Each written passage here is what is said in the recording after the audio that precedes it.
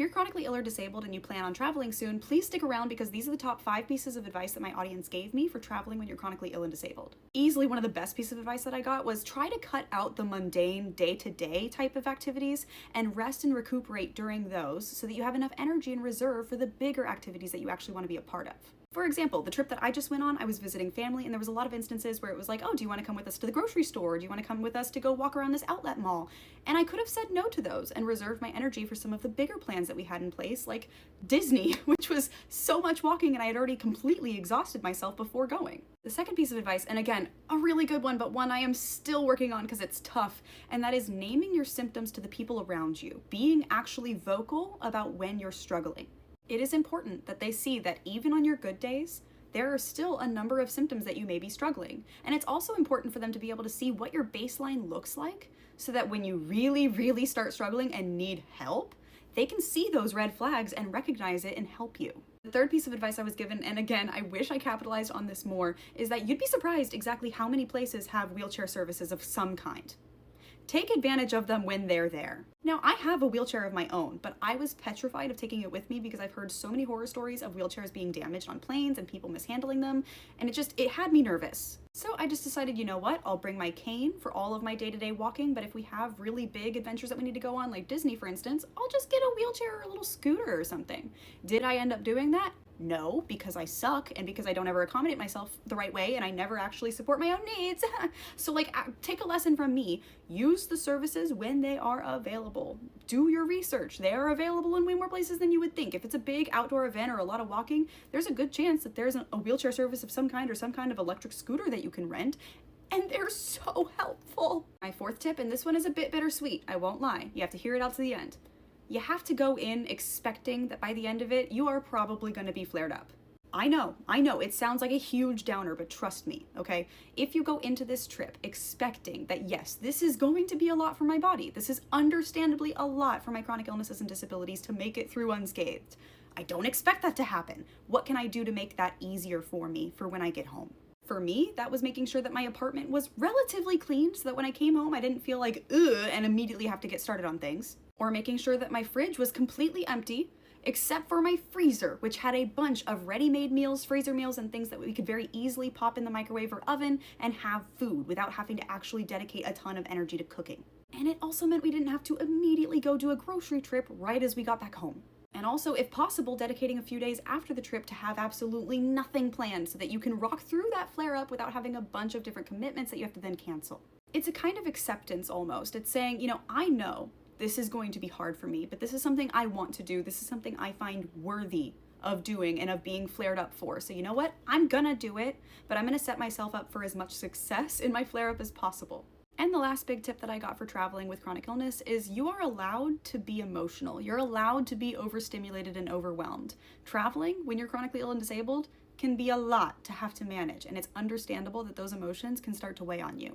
Me, on day 2 of my trip, I was already at my wit's end because I was flared up beyond belief, I was miserable, and I just wanted to go home. And I had 2 weeks left. For the first week of that trip, I spent every single morning waking up and immediately crying because of how horrible I felt waking up every single day.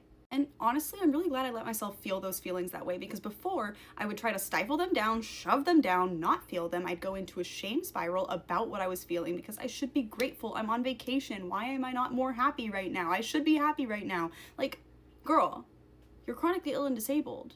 There are plenty of things that are gonna frustrate you and that you're not gonna be happy about on this trip. And you're allowed to feel that way. And having that moment of just being like, oh, this is allowed to suck for right now. And it's also allowed to be awesome later. Like, those two things can exist at the same time helped so much. I was able to look back on those moments with my partner and actually laugh about it. And ultimately I was able to move on with my trip, being able to say, you know what? Yeah, a lot of those mornings, miserable, horrible, but the rest of the day, actually pretty nice. Now, I'm going to be making a bunch of videos on this topic because I have a lot of different tips about POTS and HEDS and traveling and planes and all the different things that I learned on this trip. So if you guys have any questions whatsoever, please feel free to put them in the comments.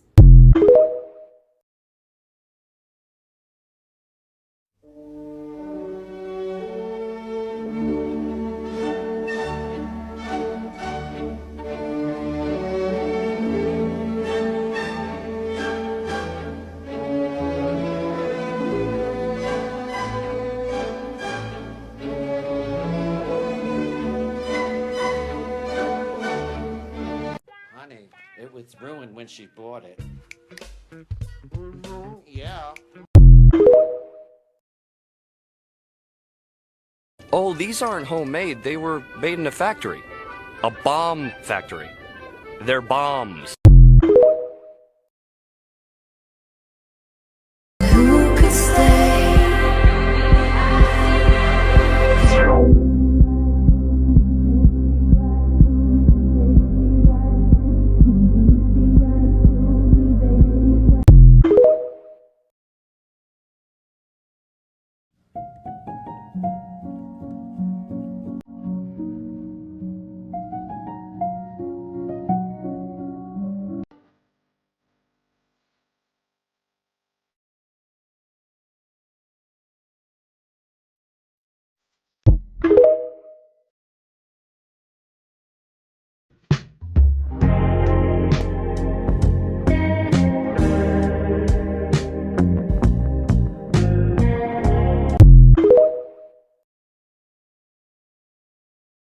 Never have I ever, bad health edition. Put a finger down if you've ever had an x-ray.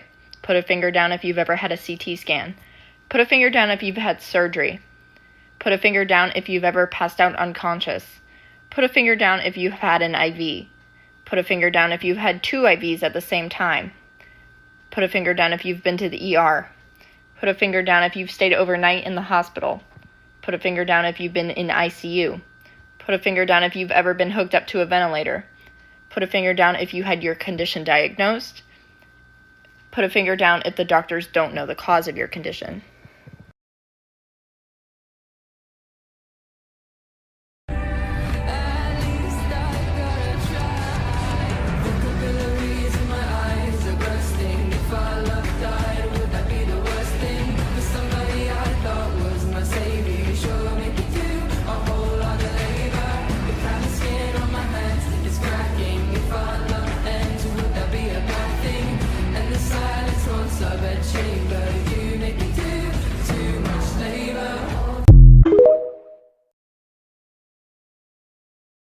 Hey. Don't fuck no bitch that fucking with your dog. That law.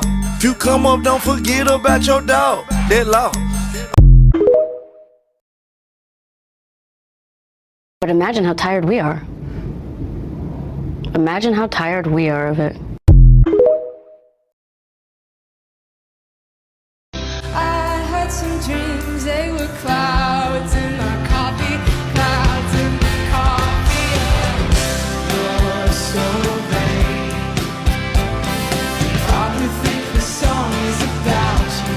You're so vain. I bet you.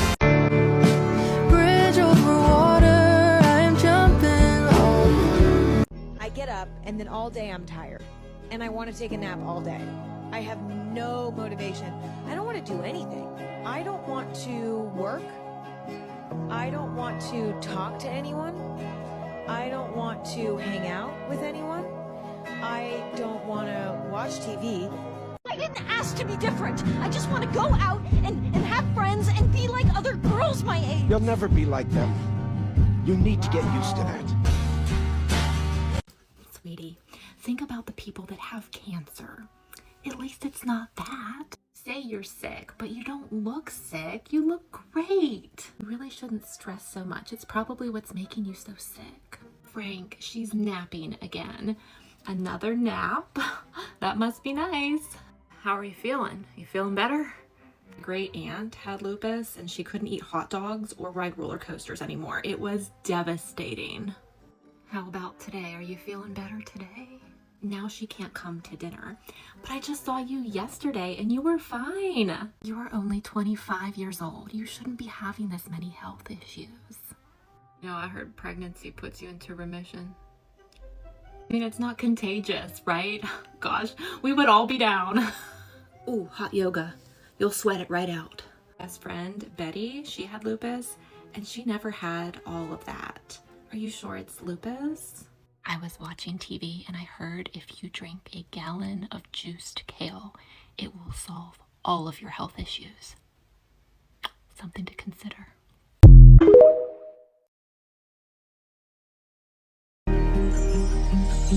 So come on, give it up. You lie.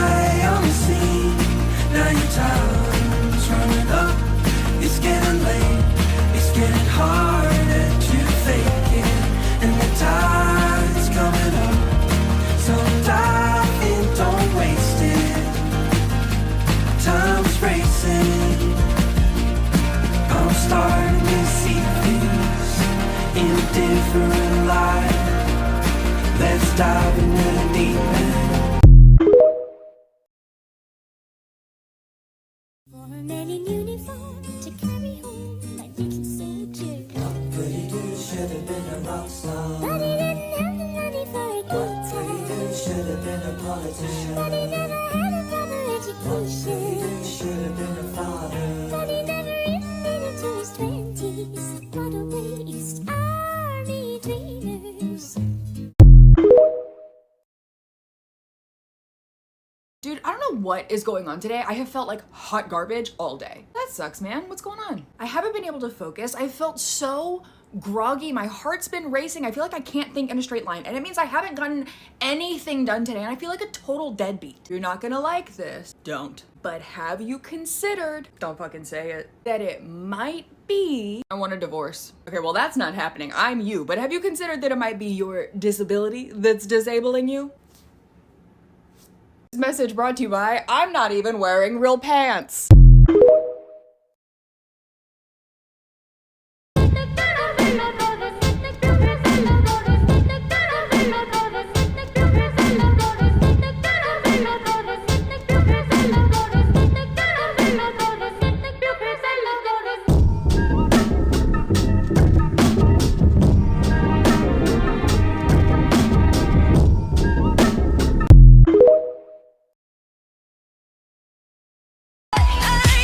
And it goes like this.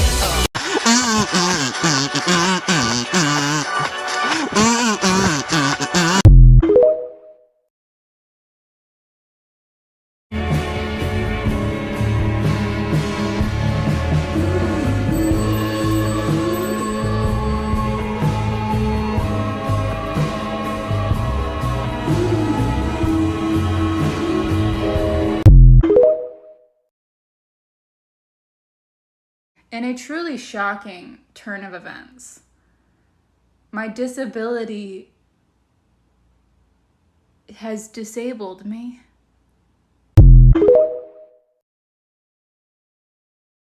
I'm assuming you're commenting this because my legs work. I truly hate to break it to you, but they don't work. At least not at the typical functioning level of an able-bodied person. And that's okay. Because of a lot of things like my Ehlers-Danlos syndrome, my POTS, my mitochondrial dysfunction, I use a wheelchair as a mobility aid. I am what's called an ambulatory wheelchair user, meaning sometimes I use it and sometimes I don't, depending on my symptoms. And guess what? Over 75% of wheelchair users are ambulatory to some degree. I also wear shoes outside. I can walk without shoes, but it might hurt me if I go without them. And it's the same thing for my chair. If you need a mobility aid, use it. If I were you, I would think through my comments. Disabled is the one minority that you can become a part of at any time. Hiya, could I please get a white mocha please, and also a tuna toasty? Yeah, of course. Any sauce with that? Ketchup, mayonnaise, barbecue? Ooh, ketchup would be great, but just a quick question. Is it like in a squirty bottle or is it in those like little packets, you know, the little tear packets? It's the tear packets, if that's okay. No, that's fine. Would you mind just cutting them open with scissors and like leaving them on the side of the plate, if that's okay? You've got hands, haven't you? Oh my gosh, I'm so sorry. Yeah, I have a hidden medical condition, but you should know that my hands don't always swell, but I'm still experiencing pain and still need the adjustment of you opening the packet, so maybe don't do that next time. Yeah, you're probably right. Do you want a free drink?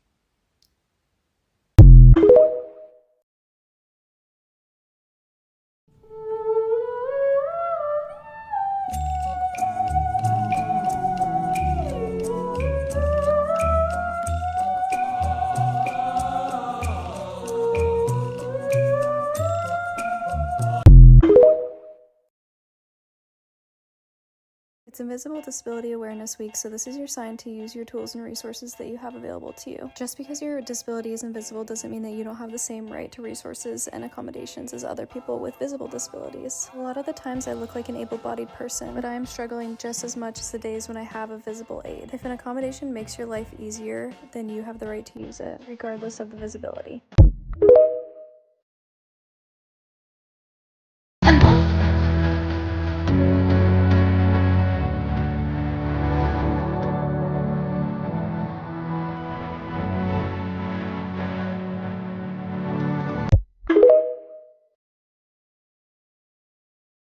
Gardeners have planted white roses when I specifically asked for red.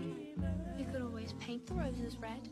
What an odd thing to say. 5, 6, 5, 6, 7, 8.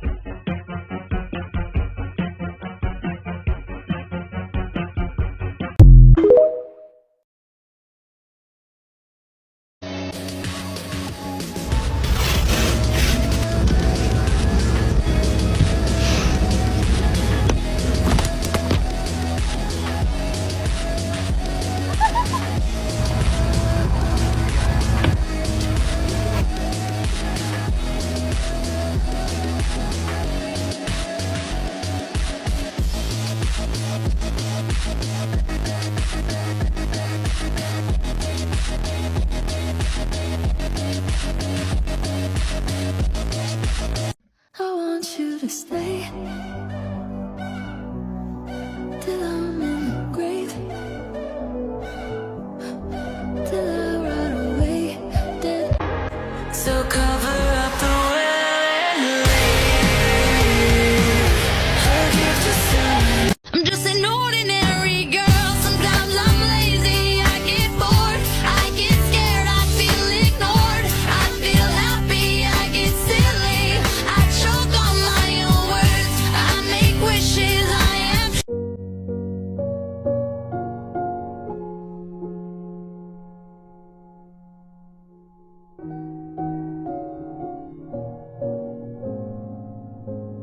Okay, I have a question for doctors. Why do you not diagnose people? And I don't mean in like a, oh, well, we haven't done any testing yet, so I'm not diagnosing way. I mean in a, you've done the testing and they tested positive and you're just refusing to add it to their charts kind of way. Is it just because like you assume that you're going to be their doctor forever and ever and that they are always going to be your patient and you're always going to remember what they were diagnosed with or tested for? Like all of my doctors know that I'm moving to Idaho in like August, September-ish. They won't be my doctor and I need those diagnoses in my medical chart. Do they diagnose me? No. They go, well, your tilt table test results were in alignment with POTS. But we're not going to diagnose you. We're going to treat you. But, you know, then you're not going to be our patient and you're going to have to get all this testing redone. That's not what they said, but it's what they mean because they refuse to add it to my charts. And it's happened with a couple of other things that I've been diagnosed with, except they haven't added it to my charts even though I tested positive. I'm going to throw hands. Like, why? Why is this something you guys do? It drives me crazy.